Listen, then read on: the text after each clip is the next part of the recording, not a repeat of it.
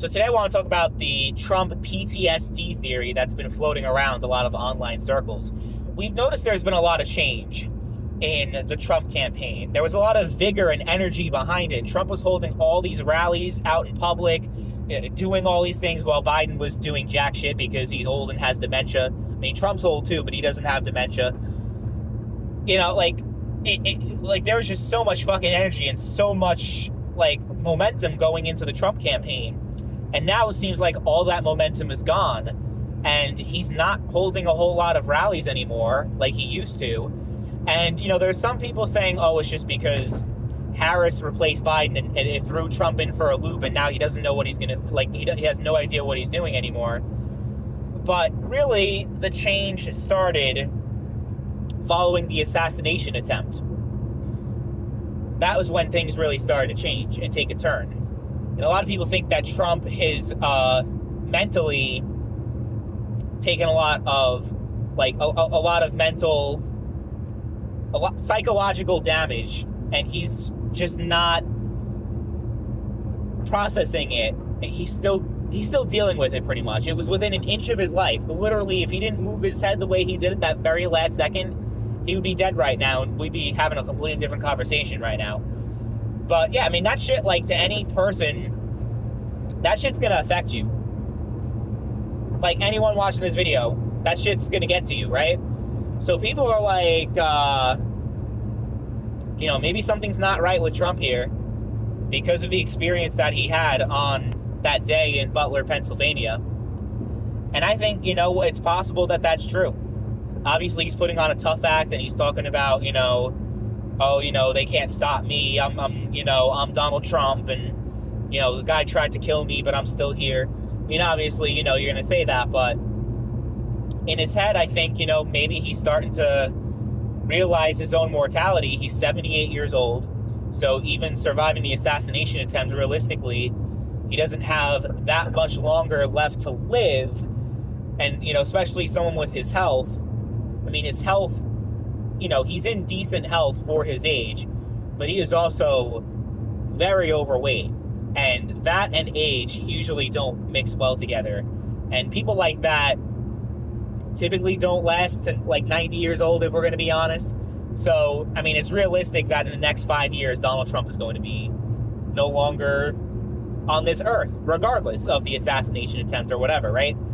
So I think, the assassination attempt may have put a lot of new thoughts into his head, and maybe put a lot of things into his perspective that he didn't necessarily think about before, right?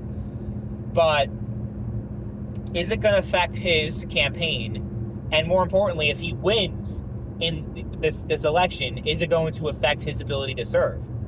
There's no real way of knowing that, because of course he's putting on a tough guy act. You can't really dive deep into his brain and really know for sure what's going on. But I don't think he has anything he's not like Joe Biden. He's Trump knows what day it is. People talk about Trump going off on tangents and kind of his thoughts kind of racing sometimes, and him just kind of saying just ridiculous shit. But if you go back, not even 10 years ago, 20 years ago, that's just Donald Trump, and that's just his mannerism and how he talks.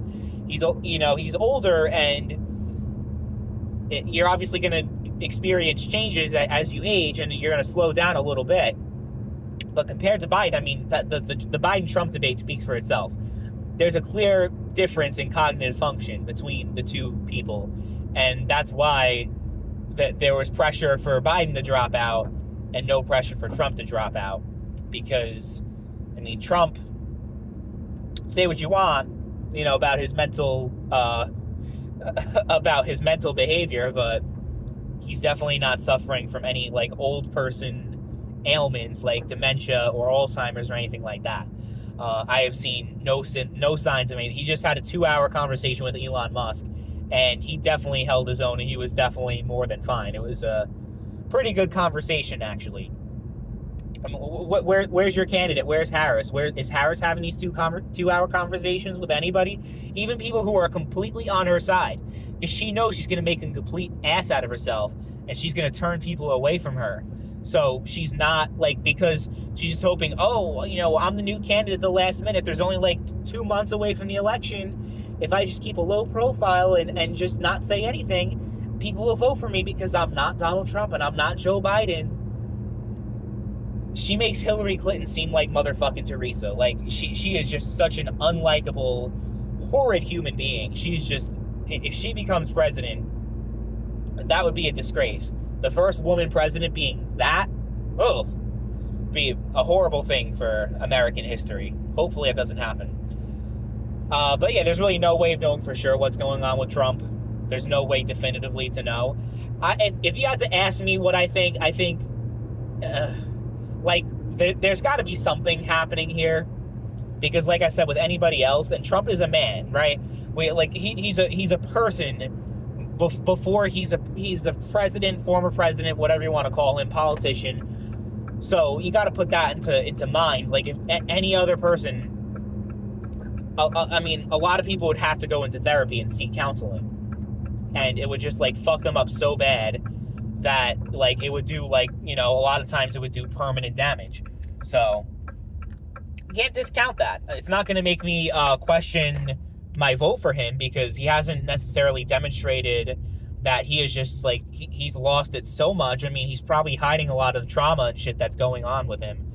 But, oh yeah, I'm not going to change my mind. Honestly, he can be, like, a fucking ghoul. Like, the thing with Biden, like, honestly, if I'm a Democrat and I like Biden's policies, I'm voting for Biden, regardless of him not being mentally, like, capable, right?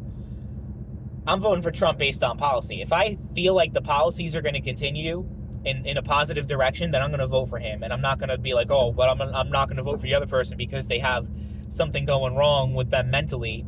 I mean, J.D. Vance, do I think that J.D. Vance would be good if he took... I mean, he would just literally be a 39-year-old Trump. He would be Trump, but 30 years younger. Or 40 years younger, actually.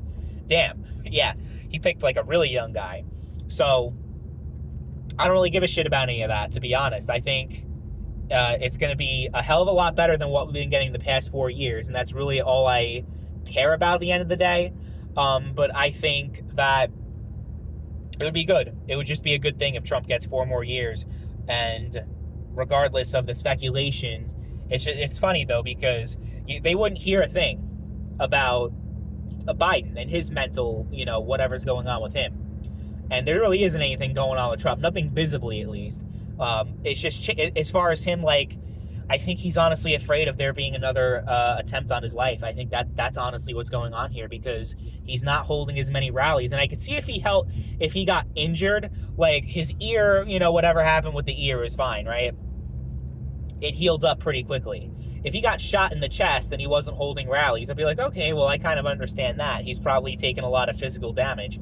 But I think, you know, him standing on a podium, especially in an open field, because he did do a lot of open outdoor venues, that was like the vast majority of his rallies. So I think he's looking at that, probably not trusting the Secret Service either, and is genuinely fearful of his life at this point. I think I could say that with certainty, actually. And again, I'm just like some jerk off making a political video in his car, so I'm not pretending to have some insight. I'm like, oh, it's definitely this is definitely happening, and I don't want to hear anything else, because I'm the know-it-all expert on everything that I say is always correct 100% of the time, because that's what most people act like when they, you know, make their own speculation about things, and, you know, they're like, well, I'm correct, and I'm always right, and I don't want to hear anything else. Look, I'm open to being proven otherwise, but yeah, I do suspect that there's probably something happening, but I honestly don't care. I'm still voting for Trump no matter what.